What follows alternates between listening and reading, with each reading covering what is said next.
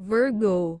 Ngayong araw na ito para sa mga Virgo ay may espesyal na pahiwatig. Kung may hinihintay kang kausap mula sa nakaraang deal, maghintay ka ng matyaga dahil may posibilidad na matupad ito. Sa araw na ito, magaling ka sa pakikipag-usap kaya magagawa mo ang mga plano mo. Gayunpaman, mag-ingat ka dahil madali kang maawa at maaaring mabilis magalit. Kontrolin ang iyong emosyon upang manatiling masaya ang araw mo. Ang pahiwatig.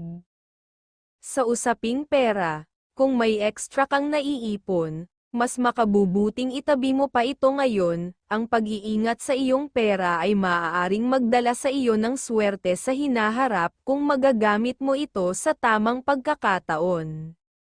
Sa trabaho, mag-ingat sa pagsasalita sa mga nakakataas dahil kahit tama ang iyong sasabihin, maaaring walang magandang resulta dahil sa mga taong naiinggit sa iyo. Patuloy lang sa mahusay mong ginagawa ngunit mag-ingat sa mga salitang bibitawan. Sa pagmamahalan, walang sinyales ng problema pero mas mabuting obserbahan ang kalusugan ng iyong minamahal. Ingatan ang kalusugan ninyong dalawa bilang tanda ng pagmamahal, para mapalakas ang iyong swerte. Isama sa iyong araw ang mga kulay na color blue at color dilaw. Ang mga numerong number 24, number 27, at number 8 ay magbibigay ng positibong enerhiya at magbubukas ng maraming oportunidad para sa iyo.